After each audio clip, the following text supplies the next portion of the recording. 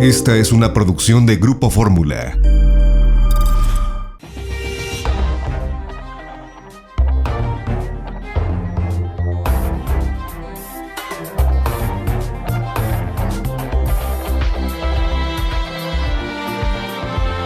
Grupo Fórmula presenta Ciro por la Mañana. El programa de noticias con la mayor y mejor audiencia de la radio en el país.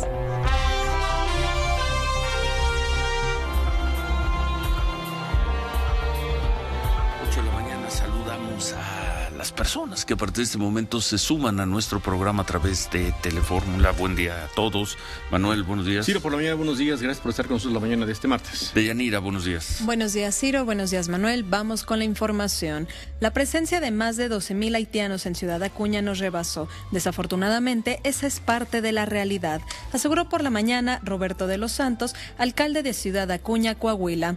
Informó que el Instituto Nacional de Migración ya instaló retenes en ese municipio, además de operativos y redadas que han resultado efectivos porque están entrando menos de los 3,000 migrantes que llegaban por día. Desafortunadamente sí es parte de la realidad que acontece aquí en Ciudad Acuña. Nos rebasó el de que nosotros los pudiéramos atender, el de que nosotros los pudiéramos orientar, y definitivamente se tornó una situación de emergencia, ante lo cual nosotros pedimos rápidamente ayuda al gobierno del estado y al gobierno federal. ¿Ya hay retenes y operativos del Instituto Nacional de Migración? Sí, ya hay. Es que era imposible que no hubiera ante la situación que estaba avanzando, que sí han sido efectivos, sí se ha visto que ha disminuido la cantidad de personas que han llegado. Estamos trabajando en obras carreteras para conectar el aeropuerto de Santa Lucía. El próximo mes estará terminada la autopista Siervo de la Nación y en febrero del siguiente año la autopista que irá de Catepec al aeropuerto Felipe Ángeles, aseguró por la mañana el gobernador del Estado de México, Alfredo del Mazo. Dijo que están optimistas para que a finales de 2022 estén terminadas las obras del tren suburbano México-Toluca. Al día de hoy han sido vacunados 62,254,000 mexicanos, equivalente al 49.4% de la población. En los últimos 7 días se han aplicado en promedio 507,000 vacunas diarias. Y en estos momentos el dólar interbancario se cotiza en 20 pesos con 11 centavos. Bueno, recordar, Ciro, que ayer continuó el trabajo de la Suprema Corte de Justicia de la Nación en todo lo que es el tema del aborto, que comenzó desde la semana pasada, o continuó, mejor dicho, desde la semana pasada, y que invalida ayer la figura de lo que se ha llamado la objeción de conciencia, cuando un médico, cuando una doctora, cuando un personal médico no quieren participar porque la Ley General de Salud así se los permitía en algún procedimiento de aborto. Y la línea era muy clara: ¿qué hacer cuando un aborto es urgente, es necesario?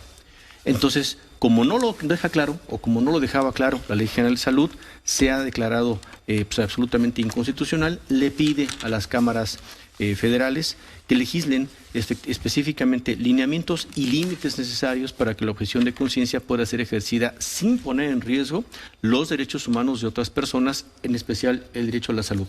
Y también que se considere, por supuesto, el tema de que el personal médico objete conciencia. ¿Cuál va primero y cuál va después, dependiendo de las necesidades actuales y reflexiones actuales a partir de las leyes del aborto que ya se aprobaron en fechas anteriores? Y entonces, bueno, pues ahí continuó este trabajo interesante que está haciendo la Suprema Corte de Justicia de la Nación, y por ahí se está organizando para el primer sábado de octubre una movilización aquí en la Ciudad de México, pues simplemente creo que por lo pronto para manifestar grupos que están en favor de la vida, así lo llaman, respetan y entienden el papel de la mujer cuando está en circunstancias de peligro, dicen, pero no hay que dejar de defender la vida. Entonces, grupos sobre todo de derecha, grupos católicos, estarán pensando en movilizarse el primer sábado, el primer fin de semana de octubre aquí en la Ciudad de México. Pues lo estaremos viendo. Bueno, nos vamos a pausa. Y regresamos, estamos por la mañana, @Ciro Gómez L, cuenta de Twitter, Ciro Gómez Leiva, cuenta de Facebook, 55-51-66-3404, Radio Fórmula en Facebook, Radio-Fórmula en Twitter,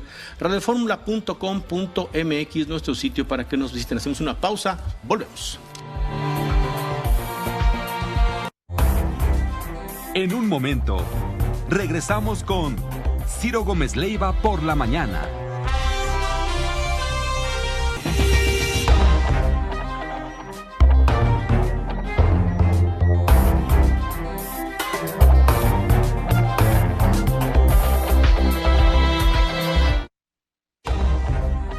Continuamos con Ciro Gómez Leiva por la mañana. 8:10, Sofía. Ciro, anoche el secretario de Estado de Estados Unidos, Anthony Blinken, tuiteó que había conversado con Marcelo Ebrard por el tema justamente de los haitianos que están en la frontera con Estados Unidos, entre Estados Unidos y México. Le preguntan esta mañana al canciller de qué hablaron. El canciller dice que la conversación fue para que ahora que va a estar en Nueva York aprovechen estos días para hablar sobre estos temas. Dice el canciller, el tema de un flujo reciente muy notorio de personas haitianas que provienen de Chile y Brasil. Son personas que tienen condición de refugiados en esos países, en Chile y en Brasil. No están solicitando refugio en México, es un porcentaje muy pequeño. Lo que ellos quieren es que se les dé libre paso hacia Estados Unidos. ¿Por qué? Porque en agosto Estados Unidos amplió un programa que tiene para personas haitianas viviendo en Estados Unidos y les amplió el plazo para arreglar sus papeles hasta 2023. Y lo que dice el canciller es que hay dirigentes de estos haitianos que estaban en Chile y en Brasil y utilizaron eso para engañarlos y decirles vámonos a Estados Unidos para aprovechar esto y que los regularicen a ustedes también, pero este programa va enfocado únicamente a personas que ya están en Estados Unidos, pero finalmente utilizaron eso para engañarlos y llevarlos atravesando toda América para llegar a Estados Unidos y básicamente ese es un tema que hay que, dice el canciller, se necesita una campaña fuerte de información para hablarles de este tema, de este engaño que están viviendo los haitianos. Y el segundo tema que hablaron con Anthony Blinken es lo que se necesita hacer en Haití. Es una cuestión de trabajo en torno a las condiciones que se viven en Haití. Tiene que trabajar toda América Latina, incluyendo también la ONU, para atender las condiciones en Haití. Fueron los dos temas con Anthony Blinken en este. El engaño que vivieron los haitianos para llevarlos a Estados Unidos y lo que hay que hacer en Haití. Bueno, y a propósito, hubo información del tema desde Piedras Negras. Marco Silva, se confirma. Que se confirma en voz del alcalde de Piedras Negras, Coahuila, Claudio Mario Bres, en el sentido de que el día de hoy, Ciro, comienzan deportaciones de haitianos desde el lado mexicano, desde el aeropuerto de Piedras Negras hacia Haití. El alcalde Claudio Mario Bres informó que el Instituto Nacional de Migración no que se podían quedar, ¿no dijo ayer Marcelo Ebrard que se podían quedar en México? Pues ya ves que no, porque ya contrataron aviones Boeing 737, dice, de una aerolínea comercial en México, estamos averiguando cuál, para enviar a indocumentados a sus naciones de origen. Habla él de manera general indocumentados, pero básicamente está hablando de deportaciones de haitianos. Haitianos que se van a Haití. Que se van a Puerto Príncipe, ¿no? Entonces, de manera, digamos, en un operativo espejo, lo que está haciendo desde el aeropuerto de Del Río y de San Antonio, Texas, y probablemente el del Paso, el gobierno de Estados Unidos con respecto a esta crisis migratoria, ahora ya tiene su parte mexicana, porque el día de hoy el Instituto Nacional de Migración, confirmado por el alcalde de Piedras Negras, estará desde esa plaza, Ciro, mandando haitianos de vuelta a su país. ¿Confirmado por el alcalde? Claudio Mario Bres informó que el Instituto Nacional de Migración contrató aviones y el día de hoy comienzan esas deportaciones. ¿Y dónde queda, Manuel, la política de bienvenidos los migrantes? Pues lo que dijo ayer Marcelo Ebrard, los haitianos se pueden quedar en México. ¿O qué nos van a decir que los propios haitianos, después de haber algunos de ellos viajado de Haití a Chile y cruzado de Chile a Coahuila, ahora dicen, la verdad ya nos cansamos, regrésenos a Haití, si me paga el avión se lo voy a agradecer, gobierno mexicano? ¿Tú crees? Nadie estaría en esa posición. Los escuchamos ayer, los escuché durante 2 semanas en Tapachula. Todas estas personas no tienen nada que hacer en Puerto Príncipe, nada que hacer en las comunidades y provincias de Haití. Por eso salieron a Chile, por eso salieron a Argentina. Muchos traen pasaporte chileno, muchos traen un estatus de refugiado en Chile y en Argentina, y a pesar de ello caminan hacia el norte y a pesar de ello insisten en que no van a volver a un país cuyos restos, pues ya no significa su hogar. Creo que la declaración del canciller, Ciro, está recargada en un pie en lo que tiene que ver justamente con las declaraciones de la diplomacia. De decir públicamente algo que difícilmente puedes sostener por la cantidad de personas. Si Migración nos quiere dar los datos, podríamos saber a cuántas personas, sobre todo haitianas, se les ha otorgado quizá una visa humanitaria. Porque estos les interese estar en México, Ciro. Y creo que muchos, si no es que miles de ellos, han manifestado que no es México su país de interés, sino es Estados Unidos. Entonces, creo que un pie está recargado fundamentalmente en una declaración diplomática y el otro pie está recargado en la necesidad de echarlos, ¿no? Creo que sencillamente de echarlos, ¿no? Es un problema fuerte, no solo para Estados Unidos, sino para México.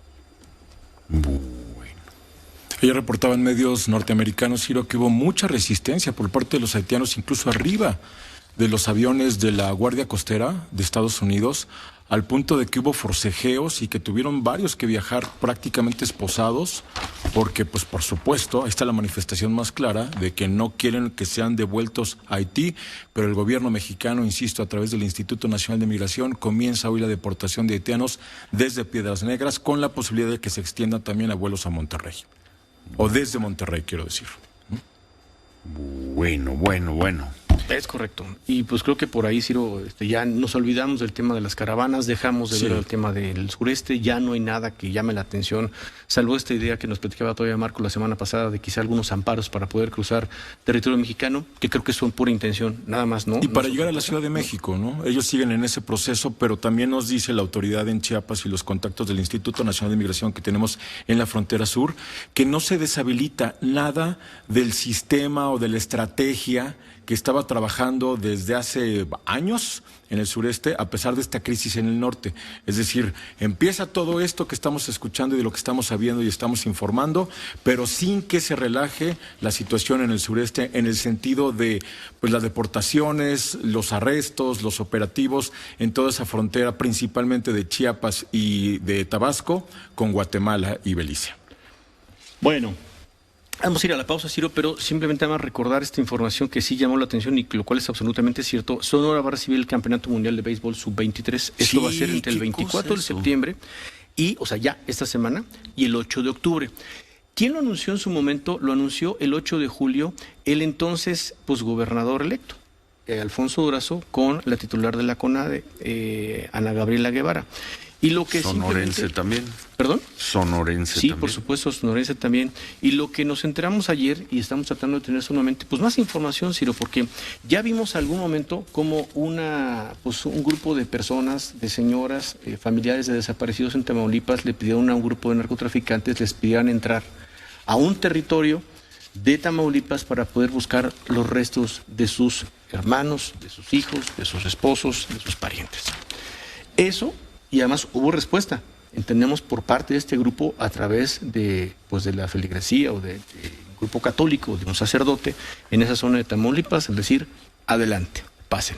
Pero la Cámara Nacional de Comercio, en KGM, está pidiéndole a las bandas delictivas de la zona que mientras se lleva a cabo esta copa de béisbol entre el 24, insisto, de septiembre y el 8 de octubre, pues hagan una tregua, Ciro, ¿no? Y es abiertamente una petición de la dirección de la Cámara de Comercio de Ciudad Obregón.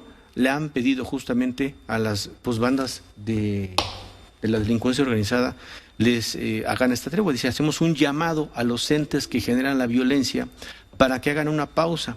Queremos dar una buena imagen mientras dure este torneo en el estadio de Ciudad Obregón, donde participarán 6 países desde la inauguración, que es el día 23 hasta octubre 3. Esto lo dice... ¿El 23 ya? Ya es esta semana, Ciro, es pasado mañana la inauguración.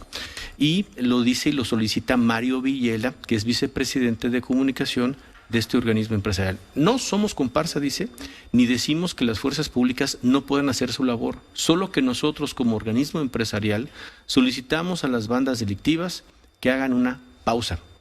Dice la presidenta de la Canaco, Ivonne Llamas, son 10 días de tregua, nada más lo que pedimos. Viene gente de Alemania, República Checa, República Dominicana, Cuba, Panamá. Debemos aprovechar para reactivar la economía local. Que dejen de laburar, fíjate, grupos de delincuencia organizada, durante estos 10 días. Que tomen vacaciones, que nos permitan trabajar como nosotros sabemos. Y después del torneo tienen 340 días para seguir delinquiendo. Ahí el grupo de empresarios están solicitando esto. O sea, pidiéndole permiso a los grupos criminales que los dejen llevar a cabo este evento deportivo. Sí, y aquí sí, pues es el propio Alfonso Durazo, hoy gobernador de Sonora, quien lo anuncia. Suponemos que está tomando cartas en el asunto, ya como gobernador y su equipo de seguridad, pues al margen de que la delincuencia lo solicite o lo acepte, pues para que se pueda llevar este torneo a cabo. Vamos a ir con más información pues más adelante. Pausa, por lo pronto volvemos. Continuamos con Ciro Gómez Leiva por la mañana. 8:24, pues todo indica que esta mañana no se actualizará la cifra de incidencia delictiva del mes de agosto, pese a que los días 21 a estas horas normalmente se tiene ya esa información. En ocasiones desde el día 20 se suele dar un adelanto en la conferencia mañanera, los días 20, y luego en la tarde sube la información. Estamos a 21, no se tienen los datos, y hoy, pues ya en 2 horas y media, debe comparecer en el Senado como parte de las comparecencias de secretarios de Estado por el informe de gobierno del gobierno del presidente López Obrador. Debe comparecer la secretaria de Seguridad, Rosa Isela Rodríguez. Es correcto, si bien está... Sin datos actualizados del último mes. Pues sin datos actualizados, Ciro, no necesariamente, como alguien nos decía, recuerda que comparecencia no mata mañanera. No mata mañanera, pero tampoco cumple finalmente con los... pues con las costumbres, con los reglamentos, con los lineamientos de dar a conocer los datos de incidencia delictiva, ¿no? Sabemos que este gobierno en particular pues, es poco respetuoso de los lineamientos, pero pues lo hace muy patente en momentos como estos. Porque además, Ciro, si hacemos caso, aparte de lo que decía Humberto, pues que secuestros, pues a la baja. Robo casa habitación, a la baja. Robo carteras, a la baja. El único delito que realmente tiene un problema serio es homicidios dolosos, según los datos del gobierno federal. Entonces, si tú lo cierras ese dato, es incomprensible por qué se retrasa la publicación de los datos. Ni modo que se haya reventado cometer los delitos durante un mes. Sería absolutamente... No, y además cuando se tienen cifras preliminares, pues es una información que se va actualizando todos los días. Porque además si no las dan ellos, la verdad sí me parece bastante difícil de entender, pues ¿cómo las tenemos? ¿No? En fin, como sea, entre otras cosas tiene que ir a explicar estrategias de seguridad que una y otra vez dice la oposición en este país no existen. Y Damián Cepeda, senador del PAN, pues es quien justamente pues posicionará por parte de la oposición del PAN, pues que le dirán que a la secretaria de Seguridad, iba a decir de Salud, porque también luego presenta vacunas. Damián Cepeda, buenos días. Buen día, Damián. Muy buenos días, Ciro Manuel, me da mucho gusto saludarlos. Pues, ¿cómo la van a recibir, Damián? Se espera por muchas cosas que hemos visto, sobre todo en Cámara de Diputados, cosas muy vistosas, pero ¿cómo la piensan recibir ustedes a la secretaria de Seguridad? Mira, nosotros estamos listos para un diálogo serio. El problema es que las comparecencias han dejado de ser un mecanismo útil en los últimos años y se han convertido en monólogos. Esperemos que no sea el caso. Otros secretarios han ido básicamente pues a dar su visión y ante preguntas directas que se les hacen, pues contestan lo que su guión dice. O sea, no entra en un intercambio. Me parece que sí deberíamos entrar a una revisión ya de este modelo obsoleto y poder generar algo mucho más dinámico como existe en algunos parlamentos europeos. Dicho eso, en materia de seguridad, pues me parece que el gran tema es qué se está haciendo en materia de seguridad. Y yo, retomando un poco lo que decías ahorita, Manuel, y a ti sí lo te comparto, es dificilísimo que podamos ver resultados distintos si se hacen las mismas cosas, pues, ¿no? Está la famosa frase atribuida a Einstein, que no está comprobado que fue él, pues si siempre haces lo mismo, vas a tener el mismo resultado, y este gobierno no solo ha hecho lo mismo que en los últimos 2 sexenios que tanto critica, sino que ha incrementado. ¿A qué me refiero?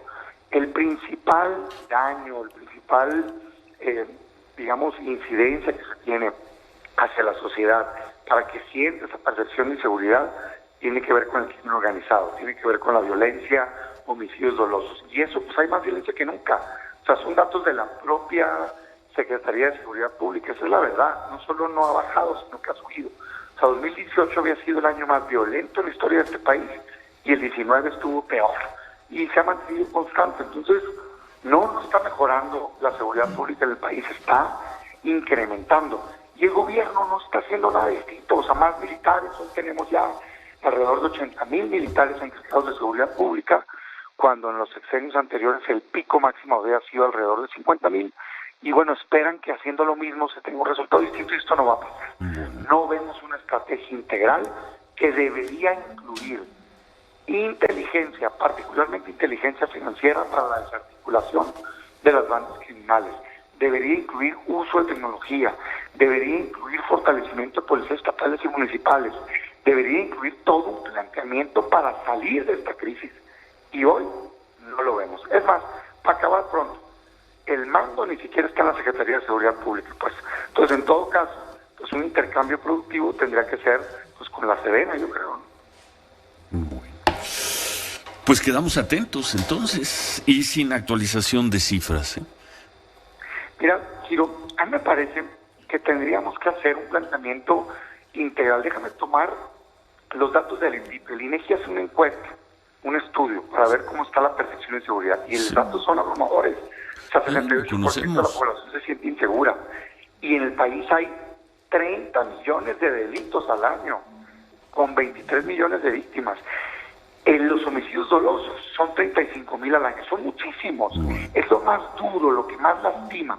Pero lo que quiero puntualizar es que hay muchísimos otros delitos, pues.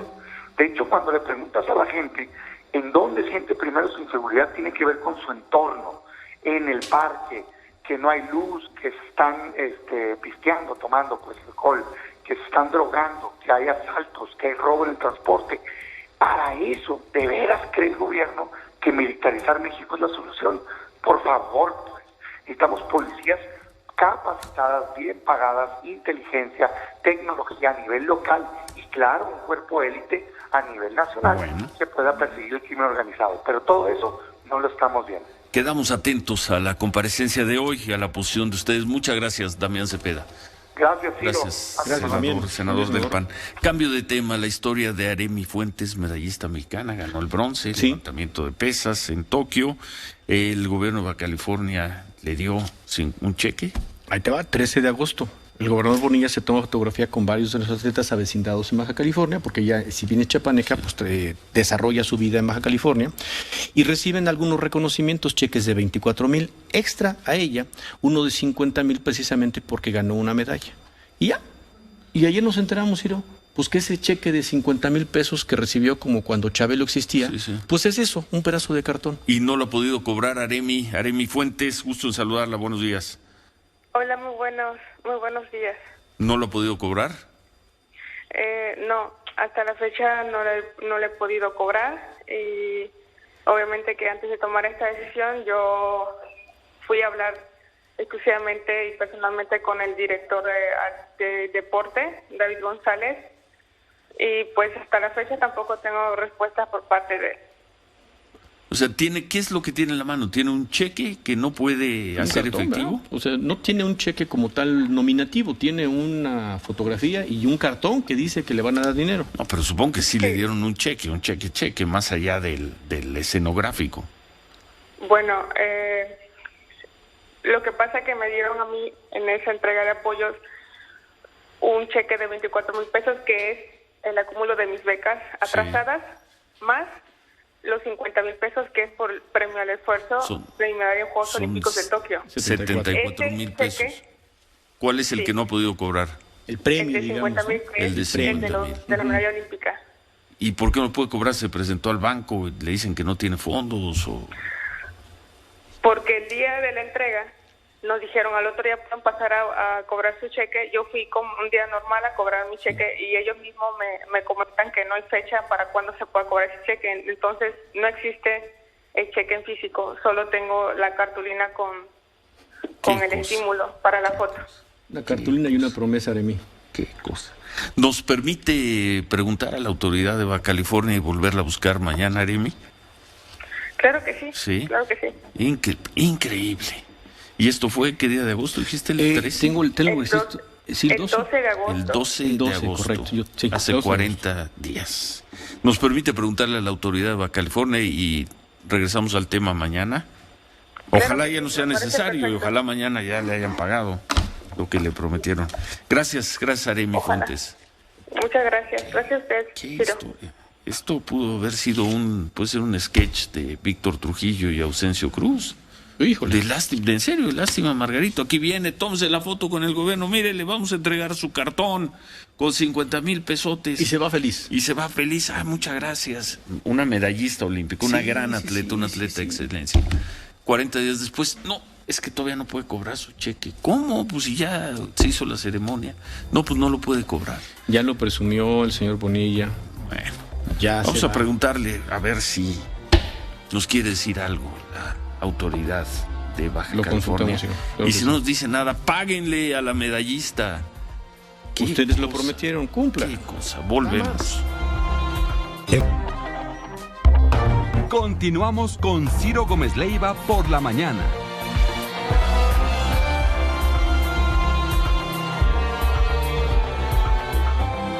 8:40 por la mañana, esta es la información. La presencia de más de 12,000 haitianos en Ciudad Acuña nos rebasó. Desafortunadamente, esa es parte de la realidad, aseguró por la mañana Roberto de los Santos, alcalde de Ciudad Acuña, Coahuila. Informó que el Instituto Nacional de Migración ya instaló retenes en ese municipio, además de operativos y redadas que han resultado efectivos, porque están entrando menos de los 3,000 migrantes que llegaban por día.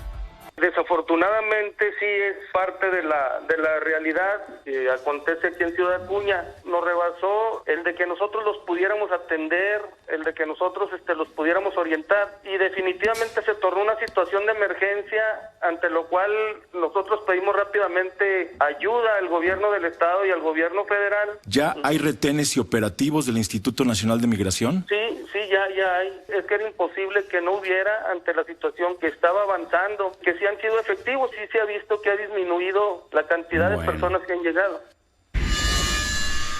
Estamos trabajando en obras carreteras para conectar el aeropuerto de Santa Lucía. El próximo mes estará terminada la autopista Siervo de la Nación y en febrero del siguiente año la autopista que irá de Catepec al aeropuerto Felipe Ángeles, aseguró por la mañana el gobernador del Estado de México, Alfredo del Mazo. Dijo que están optimistas para que a finales de 2022 estén terminadas las obras del tren interurbano México-Toluca.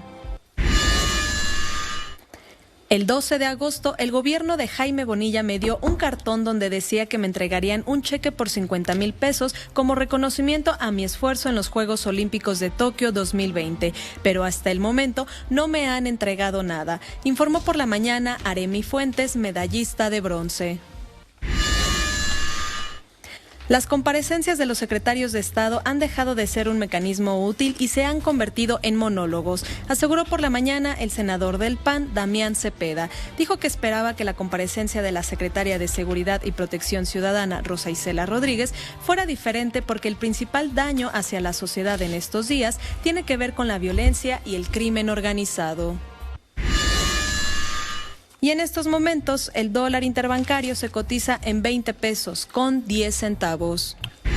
Manuel. Bueno, pues una propuesta, Ciro, que está haciendo el presidente Morena, Mario Delgado, esta Alianza Popular para continuar con la transformación de México. Son varios puntos, algunos que por ahí se han hecho críticos en el sentido de que el Consejo Nacional pues no se llevaría a cabo. Algunos no estarían como muy de acuerdo en eso, que se modifique, que las cosas continúen un poco como están, dicen algunos, pero que también se abra finalmente o se reabra la afiliación popular general a Morena. Y hay otros que han dicho, según lo que nos platican, pues como que no están muy de acuerdo. Finalmente Morena, sienten algunos, es un partido muy territorial, muy de ellos, muy de la izquierda, y abrirlo sería como pues dejar que entre casi cualquier persona, ¿no? Cualquier persona que pueda incluso trabajar en contra de los objetivos de la transformación que para pues las valoraciones de muchas personas dentro del propio partido pues ha funcionado.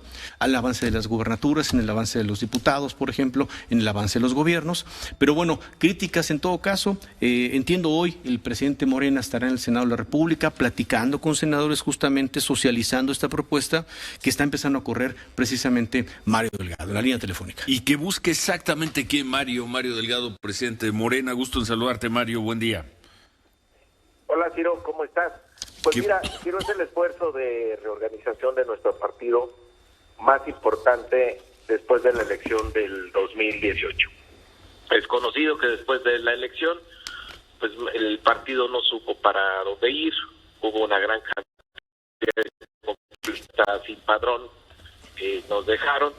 Y luego, bueno, pues el servidor entró a la dirigencia ya con el proceso electoral en marcha, tuvimos que enfocarnos a sacar adelante el proceso electoral, que nos fue muy bien, por cierto, y pues se dejó la reorganización interna. Y lo que tenemos ahora, Ciro, pues es regresar a los orígenes del movimiento. Andrés Manuel López Obrador dijo en cada plaza pública de este país que Morena era un instrumento de lucha del pueblo de México, y no le pertenece a nadie, Morena, ni siquiera a los fundadores ni a la militancia, le pertenece al pueblo de México para que sirva a la transformación. Entonces, a la mitad del camino del gobierno, del cambio, el presidente pues está haciendo una reflexión de cómo vamos. Nosotros debemos de hacerla en el partido. ¿Cómo le ayudamos más a este proceso transformación y de transformación? Y la conclusión y el llamado que están haciendo pues todos nuestros gobernadores, la presidenta del Consejo Nacional, el Comité Ejecutivo, los diputados federales, los principales liderazgos, es a que nos reorganicemos. Entonces, pues Morena tiene que ir a buscar otra vez a la gente, a volver a hacer, a reforzar esta alianza que tiene con la mayoría del pueblo de México, porque queremos ganar la ratificación de mandatos, Ciro. Es nuestra prioridad. Entonces hay que convocar a la gente que votó por nosotros en el 18 a que ratifique esta confianza en el 2022. Entonces el partido tiene que salir a buscar a sus simpatizantes, tiene que invitarlos a participar activamente en Morena y seguir pues creciendo a nuestro partido. ¿Van por 30 millones de votos para la ratificación del mandato? Pues esa debería ser la aspiración. ¿Debería o va a ser un objetivo, Mario? Mira, nuestro objetivo será tener un comité en cada sección electoral, los cuales nos daría una capacidad de movilización muy importante. Es la obligación ahora del partido, ser el mejor organizado de este país y potenciar al máximo su capacidad de movilización, porque el presidente ya hizo su trabajo, la gente evalúa bien lo que hace el presidente, está bien evaluado, es un presidente querido por el pueblo de México, bien calificado. Entonces la obligación del partido es organizar la movilización para que en la ratificación salgamos triunfantes. Oye, Mario, nada más dos cosillas ahí, porque seguro has visto el común de las encuestas, pero algunas de las que hemos comentado en el programa, sí hay una alta evaluación del presidente, quizá una de las más altas, incluso si ves tú, por ejemplo, la de parametría, ¿no?, de hace algunos días. Pero cuando ves el gobierno, la evaluación del gobierno y la perspectiva del gobierno no es tan alto como su aceptación.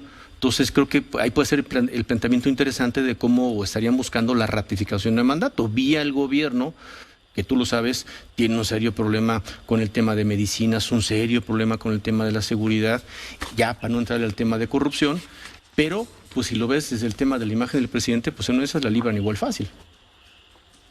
Sí, es la imagen del presidente. Ahora lo que vamos a hacer nosotros es, digamos, en esta campaña de ratificación o de organización para la ratificación, es difundir los logros que tiene el gobierno, dónde están los avances, y que es justamente lo que queremos defender.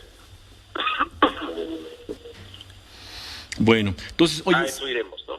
Sí vas al Senado hoy, que según la información que tenemos, vas a platicar con senadores. Estoy aquí a punto de llegar, ahí vamos a platicar con los senadores, les vamos a explicar cómo queremos regresar a lo que nos enseñó a hacer Andrés Manuel López Obrador, a ir con la gente, a organizar comités. Les voy a pedir a los senadores que nos ayuden en esta tarea. Siempre caminamos en este movimiento. Después del 18, ahí pues, muchos fuimos a las cámaras, otros se fueron al gobierno, pero es el momento de regresar a la base. Entonces no le pertenece Morena ni a los fundadores. No, le pertenece al pueblo de México. Así están los estatutos. No es de nadie. Imagínate, si es de algún grupo, pues entonces se empieza a colapsar y se empieza a parar el partido movimiento. Incluso en los estatutos así está establecido. Por eso es partido movimiento, porque entre sus objetivos es captar los mejores liderazgos y las mejores causas para la transformación del país. Bueno, muchas gracias. Gracias, Mario. Gracias a ustedes. Gracias. Muchas gracias. Oye, hablando del Senado, tenemos ahí a la mano las imágenes que presentamos anoche. se siguen dando las golpizas allá afuera.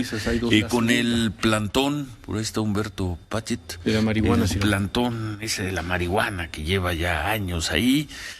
Hemos reportado en distintos momentos que se acercan grupos de narcomenudistas y no precisamente a vender marihuana. La que sigue de esa, la que sigue. Es que son dos imágenes. Son dos momentos, ¿eh? Y esa, Ciro, es esa, ¿no? Y se siguen dando imágenes como esta. Exactamente. Son imágenes de la semana pasada. Miércoles, las obtuvimos ayer. Se siguen golpeando. Eso es afuera del Senado. Y no pasa, ves un policía por ahí. El Parque Luis Pasteur. Sí. Pues yo veo civiles, Ciro. Yo veo civiles, 4 civiles en diferentes momentos pegándole a un joven también, o sea, a un civil, ¿no? Tú lo llamas civiles. Yo veo 4 personas que están ahí golpeándose. 5, llega otro medio a tratar de calmarlo. Le siguen golpeando, lo patean en el piso. Cuando tú ves la imagen un poco, si tú ves hacia la izquierda, Ciro, hay bancas. Y en las bancas hay personas sentadas. Algunas se percatan, algunas ni se percatan. No, pero me refiero a autoridad. Yo lo que pregunto es autoridad. No, claro que porque no. esto... No, claro que no. Esto no es uno de los lugares a donde va Humberto Pachet y no hay una autoridad en kilómetros. Esto es en el Senado. Centro afuera de la Ciudad de México. Humberto. De hecho, se ve el Paseo de la Reforma a la izquierda. Es una zona en la que de ese lado está el Senado, del otro está la Colonia Juárez, muy cerca de ahí la Secretaría de Seguridad Pública de la Ciudad de México, que tampoco interviene. Hay muchas oficinas de gobierno por ahí. Está a unos pasos de ahí, de hecho, una oficina de la Fiscalía General de la República, que es a cuyo frente mantienen plantón los familiares y amigos de los 43 estudiantes de Ayotzinapa, y no hay nada. Están golpeando en algún momento 2, 3, 4, al menos 4 personas están pateando en el piso a otro hombre joven. Detrás de ellos hay alguien que está ya en el suelo, y detrás de este hombre que está en el suelo, que está sentado, que sigue la patiza del otro como diciendo, si me paro me toca la segunda ronda. Así es. Están unas rejas que es en donde inicia propiamente el plantón de personas que reclaman la legalización de la marihuana, donde hay plantas sembradas y a quienes hay que desmarcar de las personas que ejercen esta violencia. Lo que vemos ahí es la persistencia de venta de drogas. No solo se vende marihuana, se venden también otras sustancias que no están en este momento en el debate de la legalización, y también es una situación en la que, vendiéndose incluso solo marihuana, sus fuentes de abasto pues son ilegales. Le decimos narcomenudeo para facilitarle a las instancias locales que puedan intervenir en la supuesta persecución del supuesto delito. Sin embargo, abrevan del narcotráfico puro y duro, el que extorsiona, el que asesina, el que asola, el que desmembra, encajuela, encinta, etcétera, y ahí están pateando en el suelo con absoluta impunidad a una persona. Veíamos la imagen de la que hemos también comentado, de unos seguidores del equipo América en Filadelfia que golpean hasta matar a una persona de ascendencia u origen mexicano. Pues esto ocurre y no existe en México ninguna autoridad que tenga el interés de imponer la calma en un lugar en el que se dice de un lado se hacen las leyes y del otro lado evidentemente se quebrantan. Es delito vender drogas y es delito golpear de esa manera. De hecho, algunas de las personas en Filadelfia, recordemos, están imputadas no solo por el homicidio del sujeto que perdió la vida, sino también de intento de homicidio en contra de otro. Y aquí esa tentativa afuera del Senado, donde nada. Pero uno de ellos se supone de varios medios, de varios medios. No será Pardiñas nos manda una frase que no voy a decir al aire, pero te la voy a decir en el corte, Ciro, para que Bueno, vamos a una pausa. Al regresar va a estar aquí el abogado Javier Cuello Trejo. Ha publicado un gran libro que se llama El Fiscal de Hierro. Vamos a hablar con él. Volvemos. Está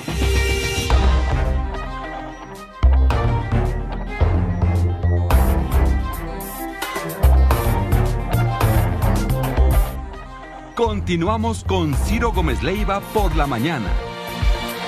9:10, comentabas, Manuel, de un evento que va a tener lugar a partir del jueves, un evento deportivo, juvenil, infantil. La Copa Mundial de Béisbol Sub-23, justamente, a la que le están pidiendo lo de la encuesta organizada de la zona, que por favor haga una tregua 10 días para que se pueda llevar a cabo. ¿Una tregua 10 días si se lo están pidiendo?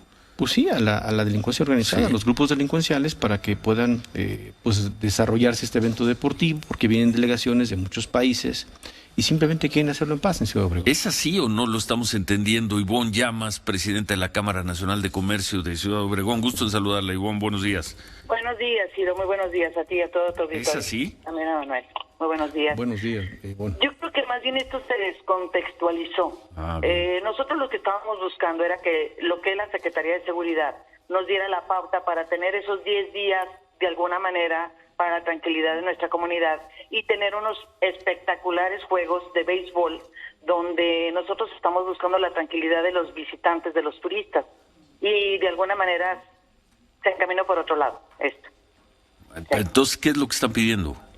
Nosotros estamos buscando que los visitantes, los turistas que vienen de los diferentes países, que son en este caso vienen de Alemania, de Croacia, de China, de Cuba, de Dominicana, y el mismo México, que vamos a ser la ciudad anfitrión de la República, vamos a buscar el cómo ellos se sientan en casa, y eso es lo que estábamos buscando. Y de alguna manera se movió por las preguntas mismas que se hacían en la rueda de prensa, se manejó para otro lado, pero en realidad lo que nosotros estábamos buscando que fueran 10 días de tranquilidad para que Seguridad Pública trabajara en lo que debía de ser, porque hablábamos que teníamos que manejar esto con mucha seguridad. Ojalá sea así, gracias por la aclaración. Por la aclaración, gracias, Ivonne. Muy amables, muchas gracias, muy buen día. Gracias. Como sea, ¿en dónde estamos, Javier? Javier Cuello Trejo, abogado, ex funcionario público, ex responsable como su procurador de la lucha contra el narcotráfico allá a finales de los años 80, principios de los 90, ex muchas cosas más. Abogado y, decirlo, querido amigo de este programa, qué gusto tenerlo, Javier. Y antes de entrar con el tema de su libro, El Fiscal de Hierro, ¿en dónde estamos, Javier? Casi pidiéndole permiso a los grupos criminales para que dejen funcionar algunas cosas de la sociedad. Buen día. Buen día, Ciro. Muchas gracias por invitarme y aceptarme aquí en su programa. ¿En dónde estamos? Estamos en un país donde la ley no se aplica. Estamos en un país donde no existe Estado de Derecho.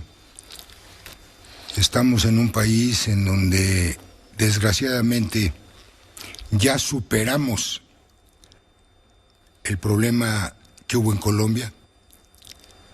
Yo veo un país muy desbaratado, con todo respeto, cada quien tiene su manera de combatir las cosas, pero combatir a la delincuencia, Ciro, es con la ley, y con todo respeto y perdón lo que voy a decir, con lo que Dios le dio a los hombres. Porque no puede ser, y que me perdone el presidente de la República, abrazos y no balazos cuando vemos en Michoacán, cuando vemos en Salamanca, cuando vemos en Chiapas, que ya se ha convertido este país en un Chicago, a donde se agarran a balazos de carro con carro. ¿Y por qué, Ciro? Porque no se aplica la ley. Recordemos, Ciro, que el que mata por primera vez y no es castigado, vuelve a matar. Eso trae y es la consecuencia de la impunidad que ha venido generando una serie de problemas, y perdónenme, una política errónea de los derechos humanos. Los derechos humanos son para la víctima, no para el victimario. Si bien es cierto, el victimario tiene todo el derecho también de ser defendido, pero también la víctima es desprotegida. Ese es uno de los temas que toco en mi libro. Y es uno de los temas centrales. El libro es El Fiscal de Hierro, memorias de Javier Coello Trejo. Son las memorias de los tiempos, tiene una parte biográfica personal, pero son las memorias de sus tiempos como funcionario público, no de su experiencia como abogado, sino como servidor público.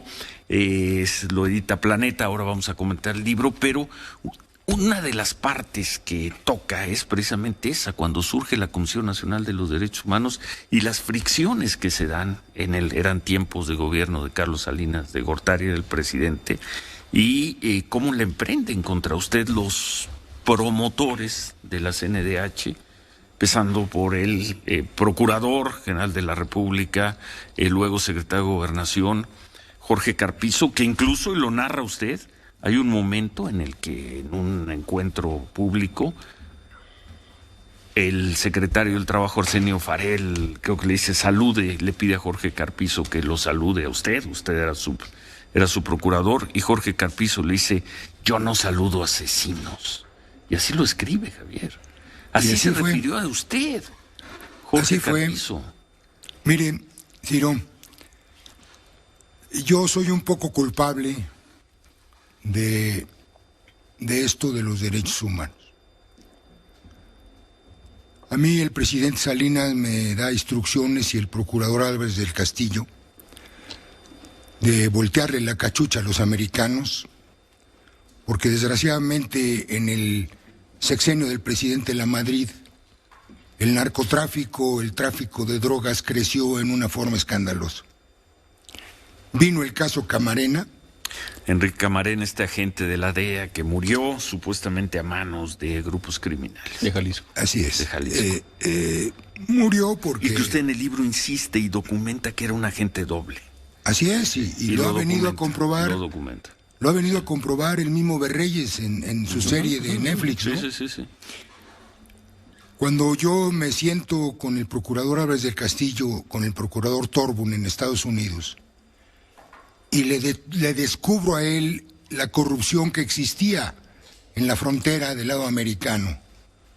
Porque una cosa muy sencilla, Ciro. Yo le dije al señor procurador de los Estados Unidos, oiga, vamos a aceptar que nosotros somos corruptos, pero la droga llega a Ciudad Juárez. ¿Y qué pasa cuando pasa al Paso y va hasta Chicago y llega a Washington? Que la pintan de invisible. Entonces, con argumentos sólidos, con investigaciones, con datos, con pruebas, logramos que los americanos entendieran que el problema no era Camarena, que el problema era de ellos y de nosotros. Nosotros como un trampolín para la gran alberca de los Estados Unidos y ellos también con mucha corrupción. Entonces el subsecretario de Estado, que estaba presente en la reunión, me dijo, oiga Cuello, pero se violan mucho los derechos humanos. Usted era el encargado de la lucha contra el narcotráfico. Así es. Entonces yo le dije, oiga, pues me extraña, porque ustedes cada que despiertan la violan, ¿no? Me dijo, no, pero hay que tener mucho cuidado, Cuello, que mire, que los... Entonces yo llego, le informo al señor presidente y le aconsejo o le comento que era necesario fortalecer la Dirección de Derechos Humanos que había en Gobernación. ¿Qué pasa? Pues obviamente cada quien lleva agua a su molino. El señor Manuel Camacho Solís mete las manos y bueno, pues se le vienen encima. A ver, tenemos que hacer un corte y seguimos conversando y le entramos al libro, un libro lleno de momentos. Javier Coello Trejo cuenta cómo le dio una bofetada al obispo de San Cristóbal, a Samuel Ruiz. Cuenta cómo el Ignacio Morales Lechuga, procurador, abogado, planeó secuestrar a su hijo, Javier, a quien conocemos. Así es. Javier Coello. Así lo cuenta dijeron cómo Emilio detenidos, Choifet, ¿no? Procurador Federal del Consumidor, tenía una partida para él y los suyos de 120 millones de pesos para usar en lo que quisieran, lleno de revelaciones, con un lenguaje durísimo. Yo diría un libro fuera de lo común. Vamos a hacer la pausa y seguimos conversando con el abogado Javier Coello Trejo sobre su libro El Fiscal de Hierro. Volvemos. Un consejo Prevenims para ti que ya fuiste vacunado contra COVID-19. Aún vacunado, síguete cuidando. La vacuna evita que enfermes gravemente, pero aún podrías contagiarte y contagiar a otros. Lava tus manos, usa cubrebocas y mantén sana distancia. Si tienes dudas, llámanos. Frente al COVID, más vale prevenir. Instituto Mexicano del Seguro Social. Prepara los mejores platillos con Flavorstone, los únicos y originales con superficie antiadherente Flavorstone, a la que nada se le pega. Sí, nada se le pega. Compruébalo, consiente y cuida a tu familia cocinando sin grasa ni aceite con Flavorstone. Además, tiene 10 años de garantía. Flavorstone, nada se le pega. Compruébalo. Empecé a creer por una pelea. Octavos de final. Íbamos perdiendo. El quarterback lanza el balón al fondo y cuando viene, que le clava un gancho. Yo creí, yo pude. Justo lo que le metí en caliente.mx. Descarga la app, regístrate y obtén 400 pesos de regalo. Disfruta el mes patrio en casa. Orfeón le ofrece su gran colección de música ranchera. Son 15 álbumes con 3 CDs cada uno de sus artistas favoritos. Pídela al 800-767-3366 por solo 1,500 pesos, envío incluido. No te la puedes perder. Visita nuestras redes sociales. Betty y Debbie necesitan recortar las uñas de sus mascotas y su corta uñas regular puede lastimar sus patitas. Presentamos Paw Perfect, la nueva manera rápida, segura y fácil de mantener las uñas de tu mascota perfectas. Funciona con una lima giratoria, dejando las uñas con un acabado perfectamente liso. Sus 3 guías de seguridad están medidas para prevenir que recortes demasiado. Incluye también una luz para evitar cualquier error. Mis clientes confían en que recortaré las uñas de sus mascotas a la perfección. Llama ahora y obtén tu Paw Perfect a un increíble precio. Haz que el cuidado de las uñas de tu mascota sea fácil y seguro. Corre a marcar, porque si lo haces en este momento, recibirás 2 Paw Perfect al precio de 1. ¡Sí! Y de regalo, un cepillo para tu cachorro. Pero aún hay más. Si eres de las primeras personas en llamar, te llevarás una bolsa de 1.8 kilos de alimento para tu perro, completamente gratis. Paw Perfect te incluye la garantía CB Directo. Y si pagas con tarjeta de crédito, el envío lo haremos sin costo alguno. Llama ahora. Las perspectivas en cuestión económica se encuentran en constante cambio. En este espacio, 3 grandes comunicadores comparten sus conocimientos, discuten distintos puntos de vista, analizan y debaten los acontecimientos bursátiles y de negocios. Saber cómo afrontar los movimientos comerciales que intervienen en la actualidad es un buen negocio. Fórmula Financiera, lunes a viernes, 21 horas, en Grupo Fórmula.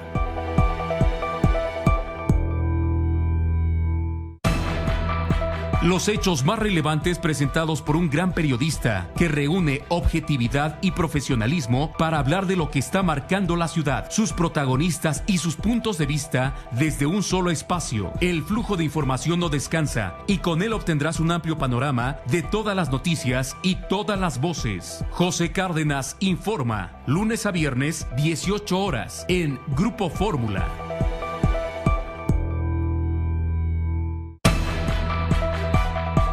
Mucho más que las noticias del día. Leonardo Curcio en Fórmula. La información y el análisis puntual con todos los puntos de vista de quienes generan la noticia. Porque hay opiniones que sí pesan en la construcción de la agenda nacional. Leonardo Curcio en Fórmula. Abriendo la conversación en el grupo más influyente de México. Lunes a viernes, 20 horas, en Grupo Fórmula.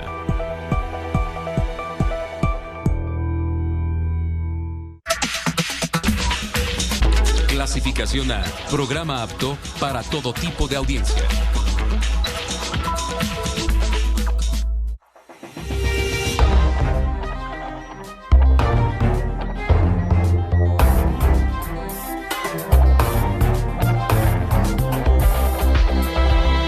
Continuamos con Ciro Gómez Leiva por la mañana. 9:24, continuamos conversando con el abogado Javier Cuello Trejo sobre su libro El Fiscal de Hierro. ¿Por qué el Fiscal de Hierro? Bueno, Ciro, porque... Como se le conoció durante muchos años. Sí, se le sigue conociendo. El presidente Fiscal de Hierro. López Portillo me puso ese apodo o mote, porque realmente en la época del presidente López Portillo, bajo el mando de Liceo Óscar Flores Sánchez, un gran abogado. De quien usted habla muy bien todo el día. No, pues es uno de mis mentores más grandes. La verdad hubo un combate en serio a la corrupción oficial. Se consignaron a muchos secretarios de Estado, se consignó a Méndez Docurro, a Ríos Camarena, Cantú Peña, Barra García. Hubo una recuperación inmensa de dinero. Todo eso está documentado, todo enterado a la Tesorería de la Federación. Realmente el sexenio de López Portillo, en cuanto al combate a la corrupción, fue de veras serio y fuerte, ¿no? Y están los datos, o sea, no lo estoy inventando, están todos los datos, todos los decomisos que se hicieron. Hubo secretarios de Estado como Brauer Herrera, por ejemplo, que pues fue mi cliente en la Procuraduría como 7 veces, porque pidió audiencia con el presidente, le dieron una audiencia, y el señor pues se llevó hasta las lavadoras de las estancias infantiles de la Secretaría. El caso de Méndez Docurro, el del señor del Inme Café, en fin. Bueno, Cantú Peña, impresionante, ¿no? Dice en página 149 del libro sobre ese sexenio, escribe Javier Coello Trejo, fue un sexenio muy intenso para mí. Voy a leer textual, porque además así está escrito el libro. Fue un sexenio muy intenso para mí. Llegué a interrogar casi a 4,000 cabrones. Sí, señor. Obtuve aproximadamente 200 renuncias y consignamos a decenas de funcionarios, ministerios públicos, jueces, magistrados federales, delegados, funcionarios de aduanas. Fue el sexenio en donde recibí más amenazas, pero fue tan exitosa la lucha contra la corrupción que el propio presidente López Portillo fue quien me puso el sobrenombre del fiscal de hierro. Y esa es solo una de las partes del libro que cuenta, y usted así lo dice desde el inicio, con la colaboración del gran historiador y querido amigo, nuestro amigo de este programa, de Alejandro Rosas, que tiene una participación en este muy libro. Activa, me ayudó mucho. La verdad, lo pude terminar, pues ahí sí que gracias a la pandemia estuvimos encerrados pues, casi 9 meses.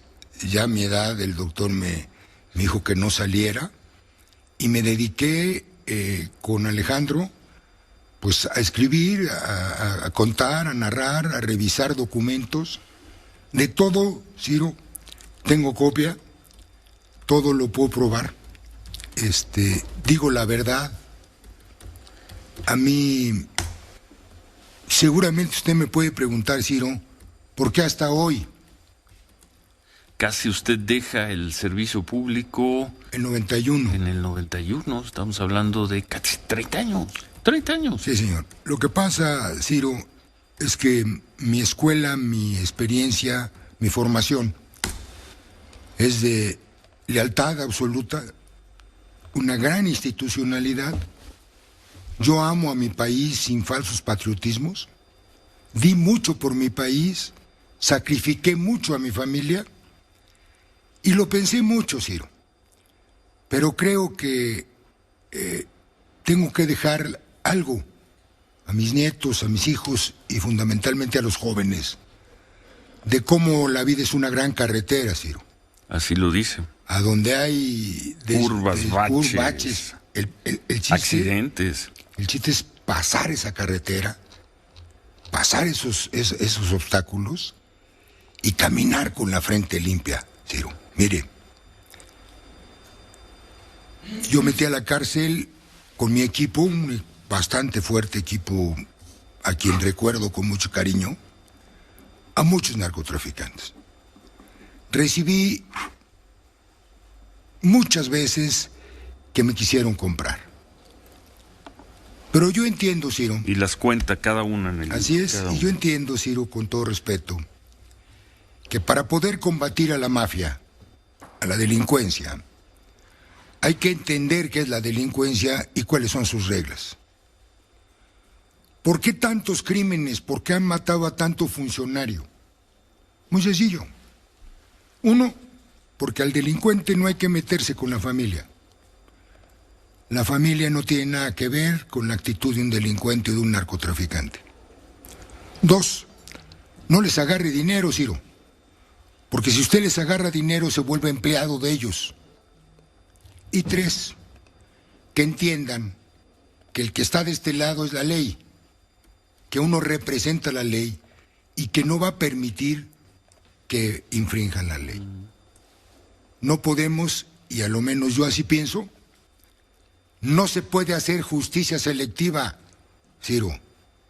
La justicia es para todos. Hay que aplicar la ley tan fría como es, Ciro.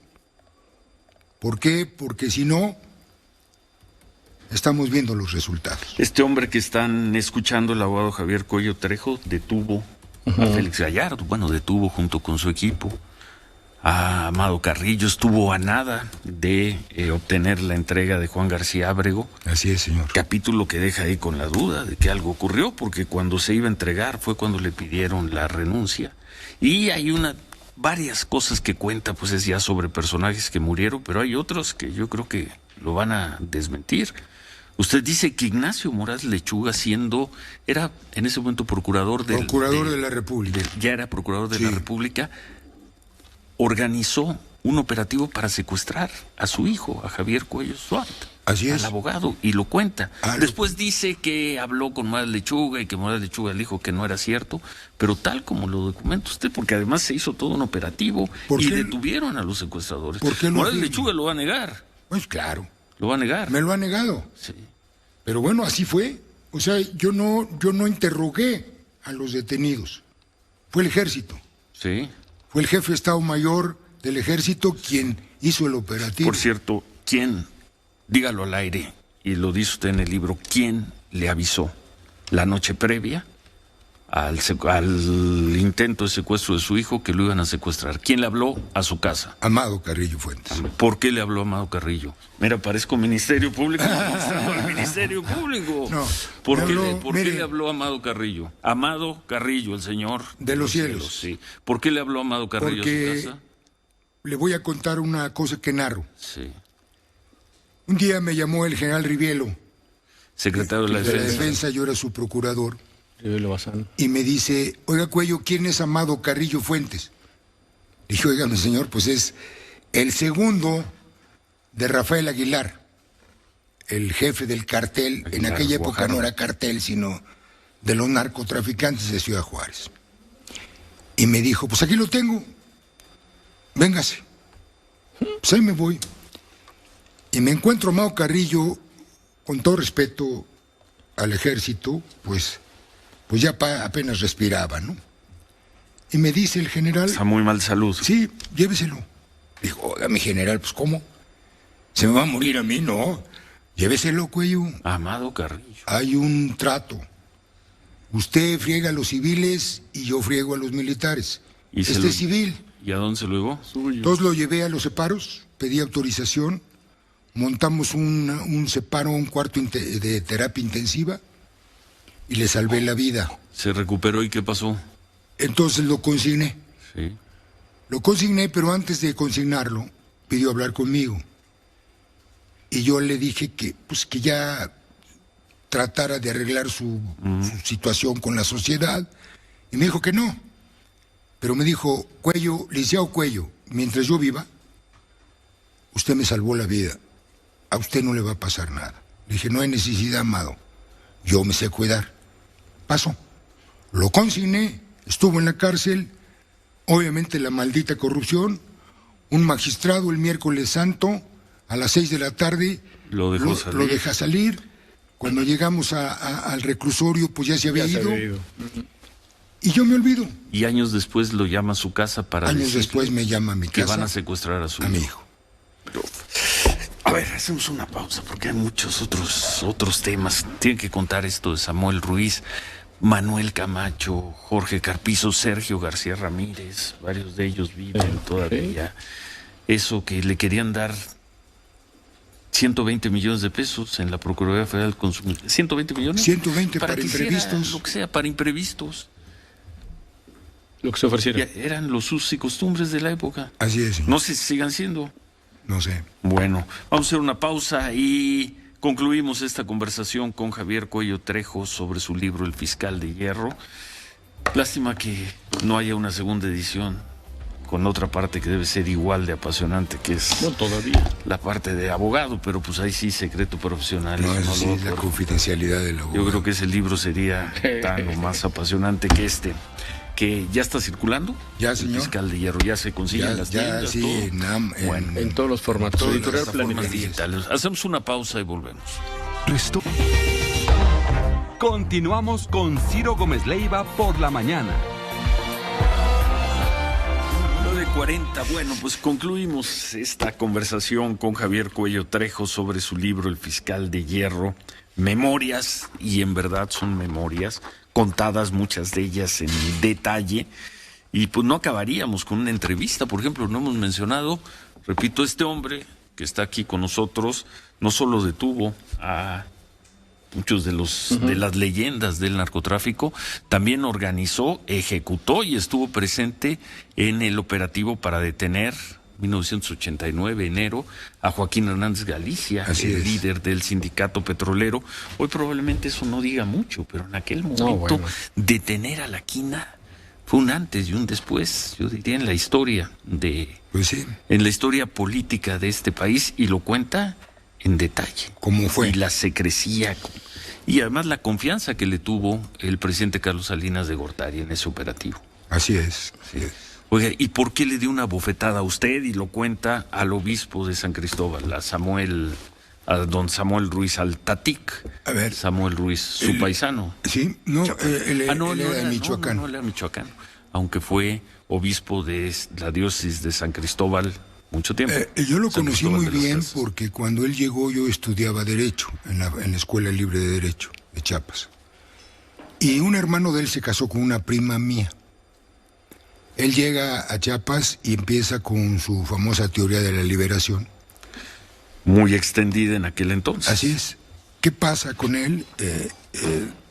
Él provoca la división de los indígenas, no quiere respetar las costumbres de los indígenas, pero no solamente eso, sino que siendo yo secretario general de gobierno, me informan en Chiapas que había unas cajas que habían llegado a la Ciudad de México y que nadie las había recogido, no traían destinatario.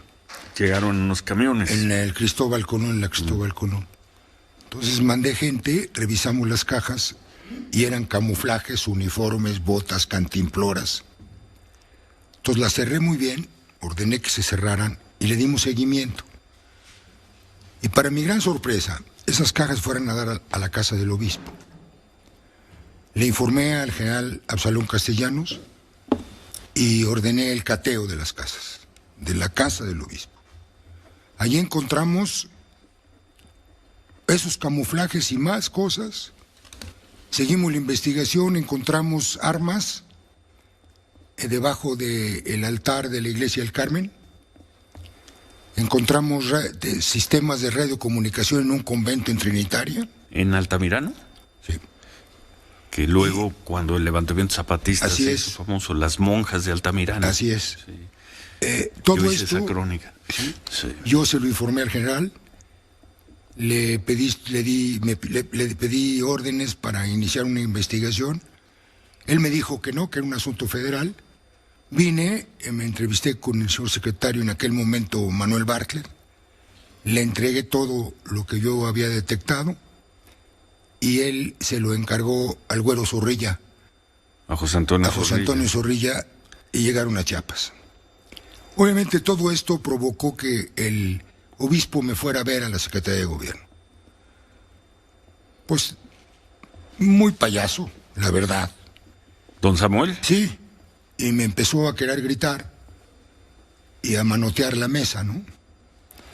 Y con todo respeto, Ciro, el poder se ejerce, no se comparte.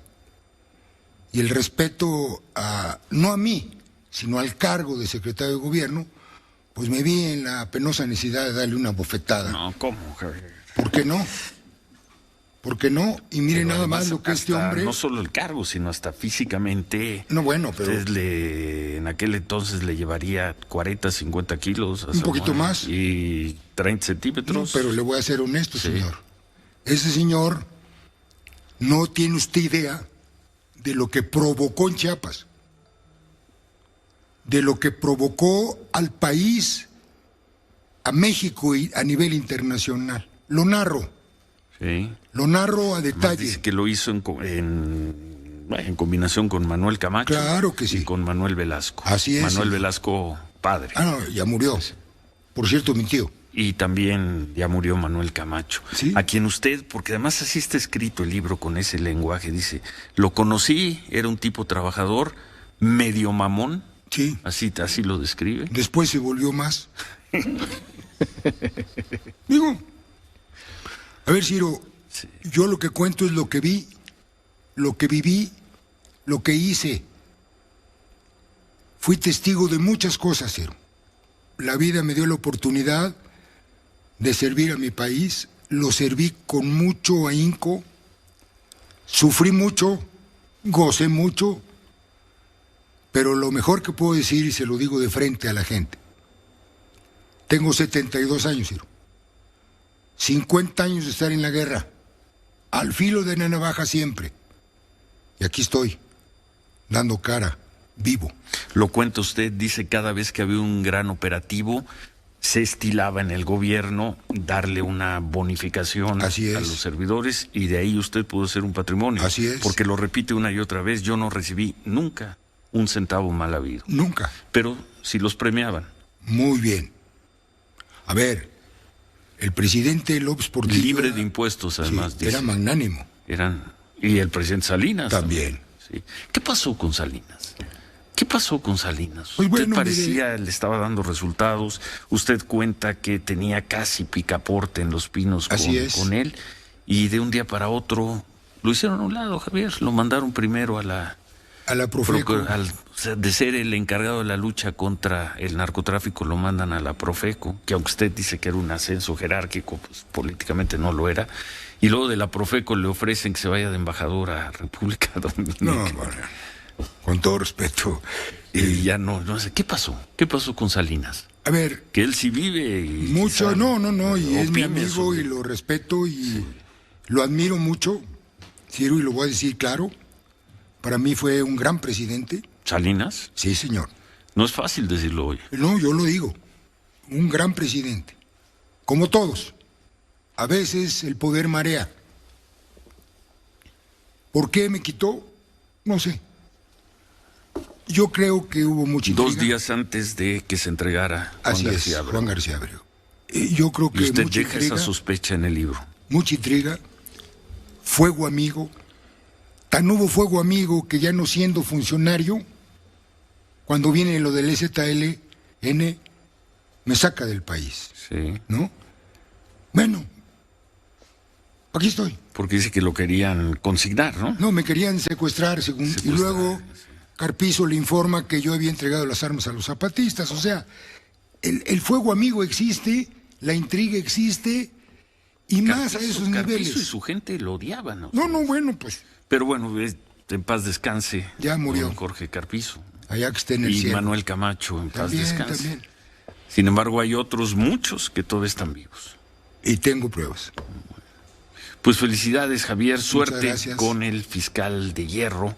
El libro Memorias de Javier Coello Trejo habla de los tiempos en que fue, bueno, habla de el inicio, es una parte de su biografía, luego de los tiempos en que fue el fiscal de hierro en la lucha contra la corrupción, secretario de gobierno en Chiapas, en aquel Chiapas durísimo, de novela latinoamericana, sí, durísimo, previo al levantamiento de los zapatistas, luego su procurador de la lucha contra el crimen organizado, fundamentalmente, y luego le dedica nada más unas páginas al tiempo de la Profeco. Buen libro, muy entretenido, muy bien escrito. Felicidades. Se ve la mano de Alejandro Rosas, sí, claro. Esto. El libro se va a presentar en un par de semanas. Me invitó don Javier a estar ahí. Muchas gracias. No, será un honor. Y como lector, gracias, porque es un libro que, primero, lleno de información, que lleva una reflexión. Hay muchos temas en tiempo presente, como la lucha contra el crimen. Nada más para terminar, una lucha contra el crimen que parece que en México se abandonó. Se abandonó. Javier, en este momento. Se abandonó. ¿Cómo se explica, por ejemplo, los trabajos que ha presentado Humberto Padgett? No sé si los ha visto. Todos. El trabajo que hizo en Zacatecas. Sarabia se llamaba la población. Esa población abandonada en Zacatecas, donde se fue toda la gente. O desde las trincheras de los grupos. A ver, Ciro. Disparando contra grupos criminales. O el gobierno. Sí. ¿Da un manotazo y pone fin a esto? ¿O el que llegue en el 24-25 no va a poder controlar este país? Manuel. Coincido absolutamente con Javier, pues es que testimonios hay por todo el país de esfuerzos descoordinados, sobre todo de la Federación, de no actuar en contra de los grupos delincuenciales abiertos, y esto tendrá una consecuencia porque uno piensa que quien llegue en el siguiente gobierno deberá necesariamente tomar acciones, porque si no, pues esto se va a volver el reino. Llámese, ¿no? Sheinbaum, Monreal, Sheinbaum, Marcelo Ebrard, Monreal, ponle el nombre que tú quieras, ¿no? Ricardo Anaya, el que tú quieras, va a tener que hacer un ajuste a esa no estrategia planteada por este gobierno, ¿no? Los balazos sí funcionan, y le funcionan tanto a la delincuencia organizada, que mantiene el control de una buena parte del territorio de Estados Unidos. Dice Estados Unidos el 30% por lo pronto. Y el problema va a ser efectivamente intentar combatirlos. Ahora sí combatirlos. Y con el riesgo, Ciro, y perdón ya para agradecerle mucho, con el riesgo que los americanos determinen que el narcotráfico es terrorismo y vayan a empezar a hacer incursiones en México. Difícil, ¿no? No. Muy difícil. A ver. Ayer volvió a salir el tema con el caso de este explosivo en Salamanca. Nada más le voy a recordar una cosa. Noriega, en Panamá. Eran los años 90, principios. Noriega era el consentido de los americanos. Eran los años 90, Javier. Sí, pero estamos en el 2021. Sí. Dígame usted, Ciro, en la guerra contra las drogas no cambia. O se mantiene permanentemente un combate, porque aquel que diga que las va a acabar está loco. Pero sí detener. Contener y fuerte. En México no había narcomenudeo, Ciro. Usted podía ir y sus hijos iban a las discos y caminábamos en la calle. ¿Cómo añoro esos años? Los 80s. 80s, 90s. 90s ya teníamos. Ya problemas, con nuestro querido amigo Cedillo se empezó a descomponer el asunto. Y que me perdone, Ernesto. Los secuestros fuertes se dieron desde el gobierno de Carlos Salinas. No, nada más uno. Que Nacho Morales quiere ir a rescatar en Puebla. Sale con la pistola. No, pero el de Lozada, el de Harp, hubo varios. A ver, varios sí, bueno, pero ya no era yo su procurador. En el de Harp yo participé en el rescate con don Arsenio Farel.